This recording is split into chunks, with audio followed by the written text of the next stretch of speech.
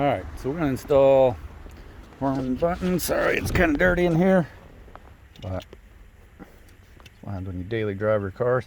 So, rev limiter, horn button. Went ahead and ordered the Nismo one. So, yes, these are made by somebody, but the quality is really good, you know. Not what you normally see out of China where they just have it printed on, piece of paper in here. And it's got a little bit more weight than a lot of the other ones do, the cheaper ones. So real happy. Kind of expensive for a horn button, but I'm gonna say it's definitely worth it for sure. It's got nice reflectiveness on the Nismo badging, and it also comes with the little adapter. So I'm running a personal steering wheel.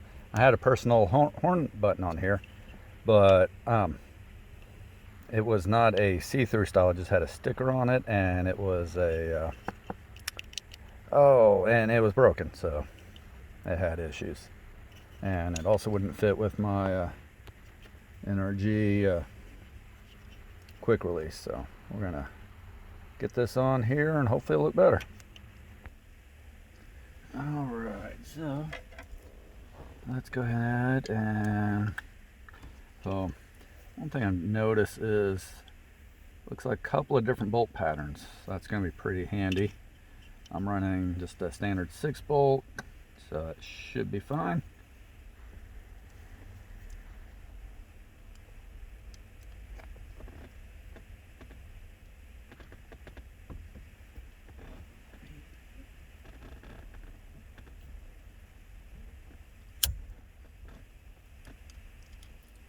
I made these tighter than I thought it did.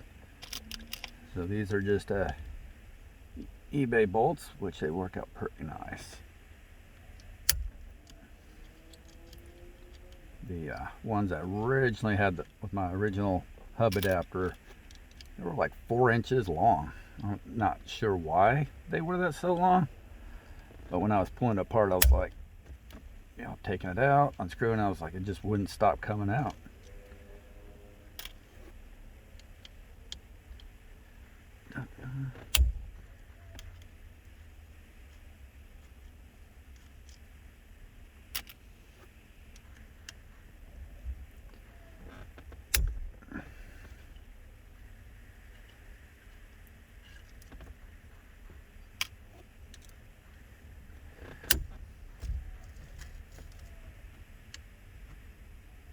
Okay, so it's steering wheel straight, so I'll have to remember that.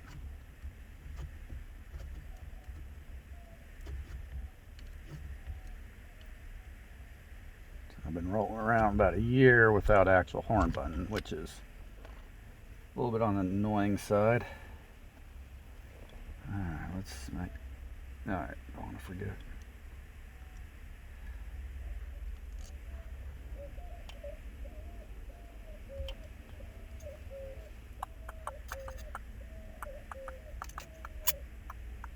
Okay, looks like it all lines up there.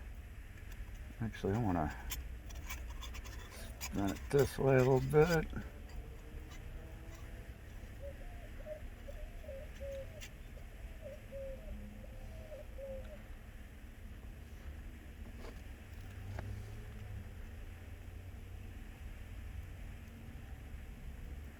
One, two, three, 4, 5, 6.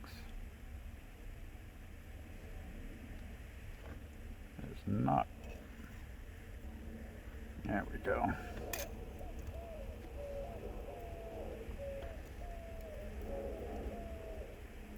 Actually, I am not sure if it needs to go this way or the other way. So I did come with some paperwork. Unfortunately, I left that at work, so I'm just gonna kind of set that on there and grab the button and just see if it fits. And so it's got 2 grounds. You got a wire ground or the housing. My housing is already grounded, so I'm just gonna let it roll with that. And let's see.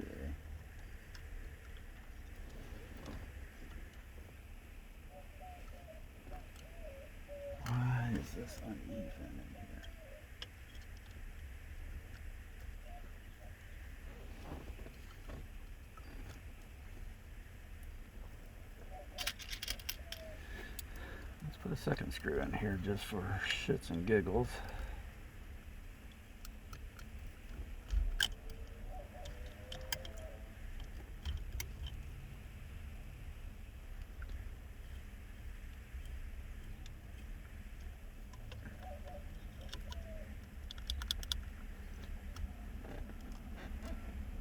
Ooh, that fits in there nice, actually.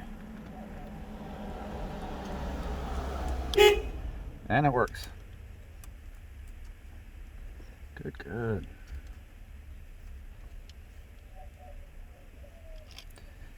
Actually, I didn't realize it was going to fit inside the personal hole for the personal wheel here. Instead of hanging out, the last one actually hung out around on top. But I like this, a little bit smoother look to it.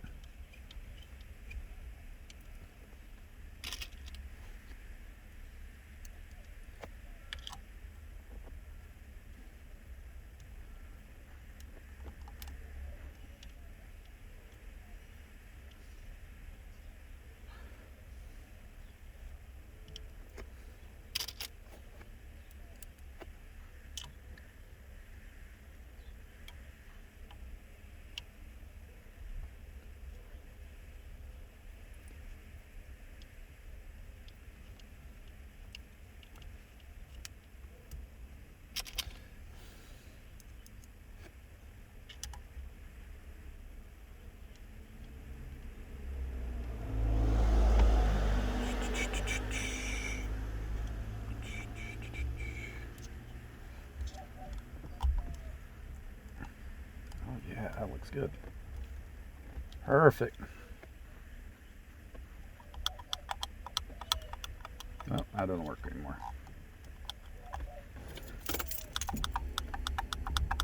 Well, how do I get this off now?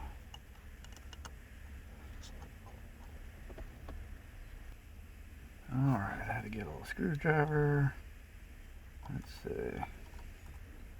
Oh yeah. Da da da. Okay, so we're grounding right there.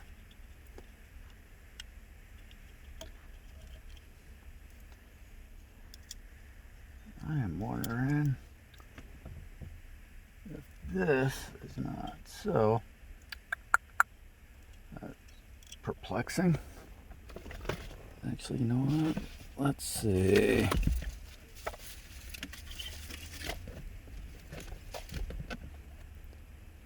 Well, would you look at that?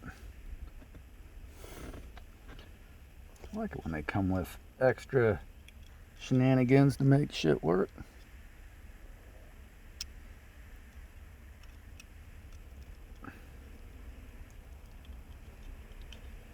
Let's see. So this is the ground. This will go. Alright, so now that works. I guess the steering wheel isn't grounded like I thought. Or maybe it's just because it's the hub adapter.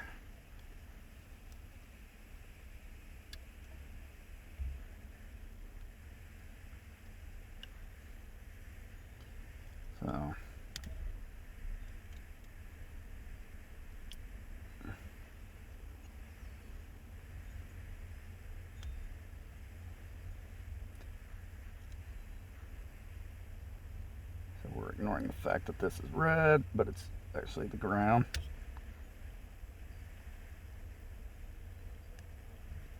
Cool. That should work. That should work. That's on there. And let's see if this all fits in there properly.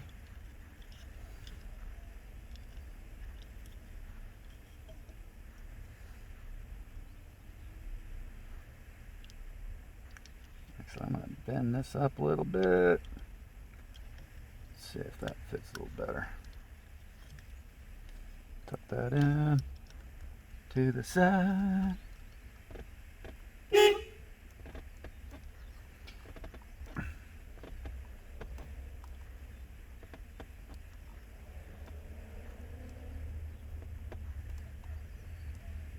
Perfect.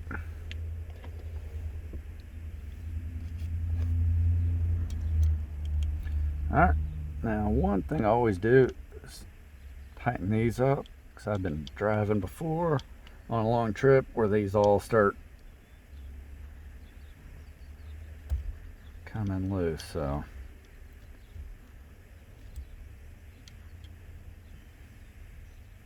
yeah, I'm having to stop by finding a Vato zone.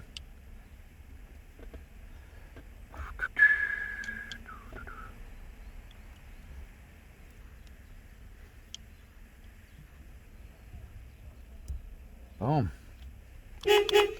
Done. And that's how it is. Looks pretty good.